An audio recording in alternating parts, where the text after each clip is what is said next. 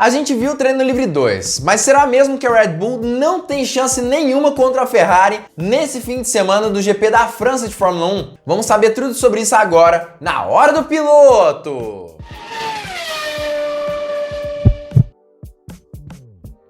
Hoje eu vou ensinar você como ganhar dinheiro através da Fórmula 1. Fica ligado e olha que dica incrível que eu tô trazendo pra você. Você entra no site da Stake que tá logo aqui embaixo na descrição. Clica em registrar-se, faça o registro dos seus dados e o que não pode faltar, o código promocional Hora do Piloto. E pronto, Esportes, Fórmula 1. Vamos clicar na corrida? E aí aparecerá essas possibilidades. Olha a quantidade de aposta que eles nos disponibilizam. Vem aqui em Top 10, por exemplo, em Lewis Hamilton, 1.20. O que isso significa? Significa basicamente que se Lewis Hamilton terminar no top 10, você iria ganhar 20% do valor da sua aposta. Vamos apostar aqui R$ 84. Se Lewis Hamilton terminar o GP da Áustria de Fórmula 1 entre os 10 primeiros, você iria estar tirando R$ 100,80. Isso não é uma sugestão de aposta, mas com toda certeza você já conseguiu perceber que através da Stake você consegue ganhar muito dinheiro com a sua equipe do coração. E começa devagar, aposta R$ 2, 3, 4 reais e quando você ganhar um pouco mais de confiança, você vai ver que consegue sim ganhar um certo dinheiro através dessa plataforma. Utiliza, como eu já disse, o link que está aqui embaixo na descrição e o código Hora do Piloto no momento do seu cadastro. Não perca a oportunidade de ganhar dinheiro com a sua equipe do coração.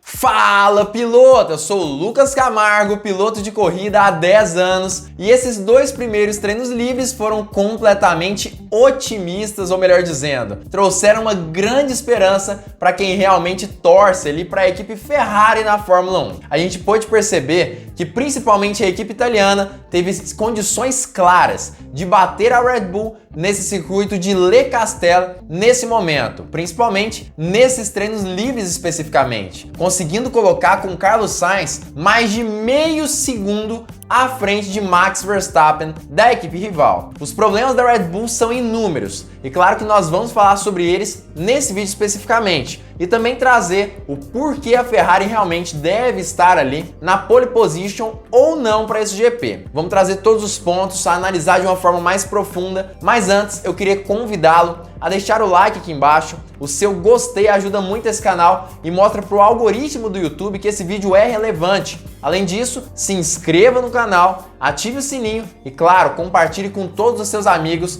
esse comentário, essa análise que realmente vai fazer muito sentido para você. Mas vamos parar de enrolação e entender um pouco mais sobre o que tem acontecido na Ferrari, na Red Bull e quais são as vantagens e desvantagens de cada uma das duas equipes para esse GP de Paul Ricard Fórmula 1. No fim das contas, o que eu já falei sobre a pista nesse canal continuou fazendo muito sentido e as expectativas que eu tinha justamente entre as duas equipes estão se concretizando. A pista de Paul Ricard, como eu já disse em outros vídeos, é composta por algumas retas, não tão longas, mas recorrentes no circuito, é composta também por curvas de alta, média velocidade e algumas poucas curvas de baixa velocidade. É praticamente assim como o GP, por exemplo, de Barcelona, a pista perfeita para que as equipes possam testar diversas atualizações em seus carros. E aparentemente é justamente essas características que acabam fazendo com que diversas equipes ganhem uma certa vantagem duradoura nesse circuito, enquanto outras acabem perdendo essa vantagem com relação ao que tem acontecido no decorrer desse fim de semana. A equipe Ferrari, como eu já venho falando, acabou escolhendo por um design do F175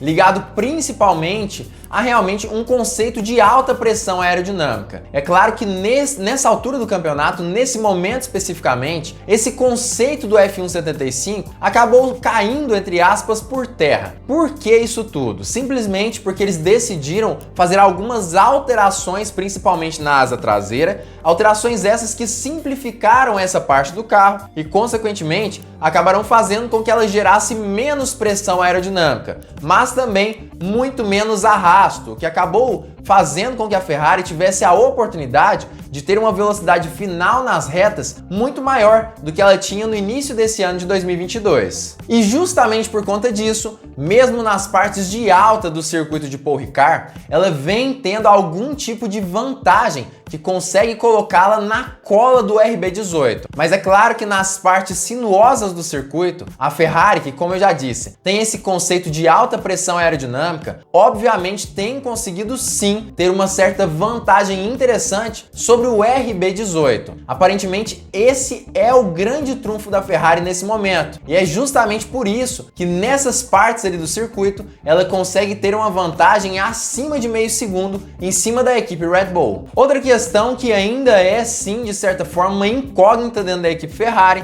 é sobre o que eles fizeram com os motores especificamente. Alguns rumores que eu vim falando também no decorrer dessa semana diziam que o carro de Charles Leclerc, desde seu acidente ali, ou melhor dizendo, desde sua explosão de motor lá no GP do Baku, recebeu uma nova unidade endotérmica com um motor de combustão novo, o que teoricamente iria sanar esses problemas de confiabilidade do seu F175 após aquele GP do Baku. Com isso, aparentemente, Charles Leclerc teve a oportunidade de utilizar um mapa de potência um pouco mais forte e de forma gradativa nos últimos GPs, aumentando a potência de uma forma gradativa, ao ponto que chegou no GP da Áustria, por exemplo, com um F175 que era compatível em nível de potência com o RB18 de Max Verstappen, por exemplo. Mas o carro de Carlos Sainz acabou recebendo sim uma nova central eletrônica, o que fez com que ele perdesse essas 10 posições no grid de largada. Mas é muito provável que após perder essas 10 posições, Carlos Sainz ainda perca um pouco mais, já que tem grandes chances de ele acabar trocando o resto do motor e utilizando, consequentemente, a sua quarta unidade de potência do ano, tendo que largar dessa forma, provavelmente da última posição do grid de largada. No fim das contas, isso é sim uma situação muito ruim para Carlos Sainz, mas apesar de ruim, isso não é de certa forma um prejuízo, uma punição tão grande assim, já que será uma grande oportunidade da Ferrari de, além de trocar seu motor de combustão interna por um mais confiável, também trocar outras partes, principalmente relacionadas à recuperação de energia, como por exemplo o ERS, isso que os rumores dizem. Essas partes também seriam responsáveis por um aumento acentuado da confiabilidade e também um aumento de potência. Essas duas coisas atreladas darão também à Ferrari a possibilidade de um aumento ali, uma mudança no mapa de potência. Para quem não se lembra, esses mapas de potência fazem sim toda a diferença na Fórmula 1. Na verdade, no ano de 2021, o ano passado, Lewis Hamilton os utilizou de uma forma esplêndida no GP do Brasil da categoria, onde após trocar sua unidade de potência, teve condições de largar da última posição na corrida sprint e vencer o GP no domingo, mesmo com todas essas dificuldades, e segundo a própria Mercedes, isso tudo foi em decorrência dessas mudanças do mapeamento de potência do piloto inglês naquela época. Ou seja, até agora o que nós percebemos é que a Ferrari realmente tem um carro muito veloz em Le Castello por conta das características da pista e que realmente favorecem de certa forma a Ferrari, e é isso que eu venho falando aí no decorrer de toda essa semana. E além disso, pode estar tendo uma certa vantagem no motor, que sim, gerará provavelmente uma punição para Carlos Sainz, mas ao mesmo tempo Charles Leclerc deve continuar ali com a mesma unidade de potência sem sofrer nenhum tipo de punição, mas também com uma confiabilidade acima da média. Ou seja, até agora, analisando esses fatores, parece que a Ferrari não tem como ser batida nesse fim de semana. Mas será que é mesmo desse jeito? Parece que não é muito bem assim. A grande questão é realmente a qualificação. A Ferrari é, sem sombra de dúvidas, a melhor equipe quando a gente fala sobre essa questão de voltas extremamente velozes em um circuito. Desde o início do ano até agora, ela é a equipe que mais fez pole positions nesse ano de 2022 e provavelmente continuará assim até o final desse ano, enquanto o Red Bull sempre vem ali na cola, mas tem a oportunidade de ter um ritmo de corrida, na maioria das vezes, superior ao da equipe italiana. No GP da Áustria foi exatamente o contrário, mas geralmente a Ferrari tem sim um ritmo de corrida pior do que o do RB18. Mas falando sobre qualificação, me parece sim que a Ferrari deve fazer a pole position nesse fim de semana, como era a minha aposta no decorrer dessa semana como um todo. Mas a Red Bull também passa por alguns problemas esses que podem ser resolvidos e no fim das contas acabar gerando sim um ótimo ritmo de corrida, que faça com que ela tenha a opção, a oportunidade de se achegar, de se aproximarem muito de Charles Leclerc e assim conseguir vencer mais uma vez uma prova em 2022. Os problemas principais da Red Bull estão relacionados muito provavelmente ao acerto dos carros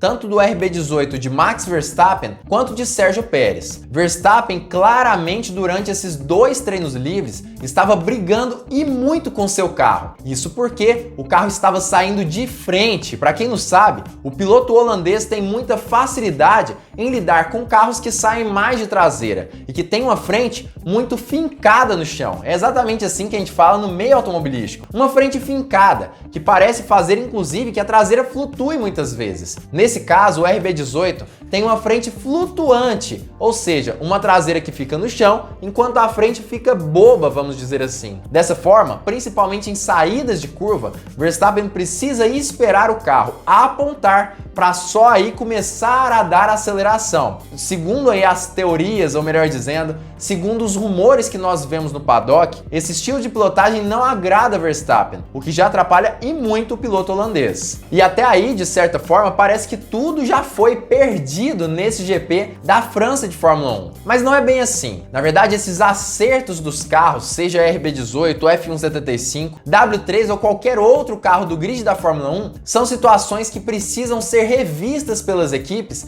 em cada um dos GPs, já que uma mudança de altitude, mudança na granulação do asfalto, mudança no tipo de composto de pneus e outras diversas atualizações nos carros, por exemplo, podem gerar mudanças no acerto. Esses acertos precisam ser revistos por esses engenheiros que acabam chegando em um consenso entre o estilo de pilotagem do piloto e o que realmente é veloz dentro da pista. Provavelmente Max Verstappen nesse momento está sofrendo e muito com o RB18, que não obedece tão bem assim os comandos do piloto holandês. E Sérgio Pérez nem se fala. Apesar da possibilidade de o piloto mexicano ter utilizado algumas atualizações diferenciadas em seu carro, na intenção de entender como o RB18 se comportaria nesse treino livre 1, e 2, ainda assim ficou muitas vezes abaixo da 10ª posição, o que é uma situação que é basicamente inesperada para a equipe Red Bull e que realmente seria muito triste. Mas como que a Red Bull consertaria esses problemas e ainda assim colocaria Max Verstappen como vencedor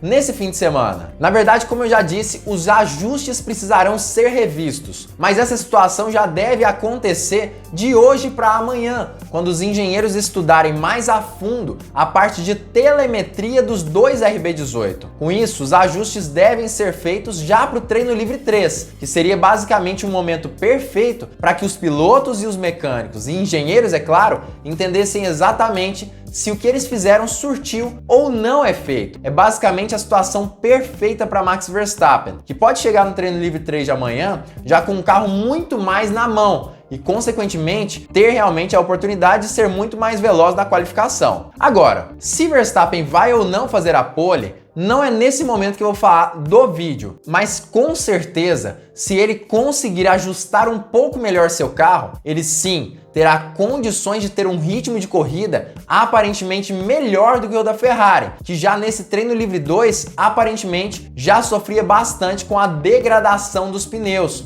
o que é sim o maior problema da equipe italiana desde o início do ano de 2022 e com exceção do GP da Áustria, geralmente ela realmente sofre um pouco mais com essa questão específica. No fim das contas, a Red Bull deve sim ter um ritmo melhor de corridas, mesmo com um carro que é tão inferior ao F175, e isso nesse momento. É claro que a Ferrari pode também fazer modificações para melhorar o gerenciamento dos pneus, mas me parece sim que a Red Bull, pelo histórico que nós conseguimos ver no decorrer desse ano, no fim das contas, apesar de perder muito na qualificação, consegue recuperar a liderança através dos GPs em si. Mas o que você acha disso tudo? Em quem você vai apostar? Ferrari ou Red Bull? Verstappen ou Charles Leclerc? Como eu já disse no início desse vídeo, você tem a oportunidade de apostar através da Stake, uma plataforma de apostas incrível e que é uma das maiores do mundo. O link está aqui embaixo na descrição e utilize o cupom Hora do Piloto para ter acesso a todas as promoções que eles disponibilizam justamente para a categoria da Fórmula 1. E já comenta nos comentários também em quem você apostou, em quem você vai apostar para esse fim de semana. E é claro que eu também vou falar quem eu vou apostar nesse momento. Como eu já disse, esse vídeo não é uma sugestão de aposta, mas eu particularmente estou apostando em Charles Leclerc desde o início da semana. Eu acredito que apesar de a Ferrari ter a tendência de não ter um ritmo de corrida tão superior ao da Red Bull, no fim das contas, nesse fim de semana, por conta das características do circuito e a forma como ela vem trazendo o carro, e claro, os ajustes que ela ainda fará no F1 175, eu acredito sim que ela será um pouco superior à equipe austríaca. Como eu já disse, essa é a minha opinião sobre esse assunto. Comente aqui embaixo a sua também. Se você gostou da análise que eu fiz desse vídeo, não se esqueça de deixar o seu like aqui embaixo. O seu joinha faz toda a diferença. Se você não for um inscrito, se inscreva e ative o sininho e compartilhe com todo mundo. E claro, fique ligado porque muito em breve nós teremos mais uma Hora do Piloto!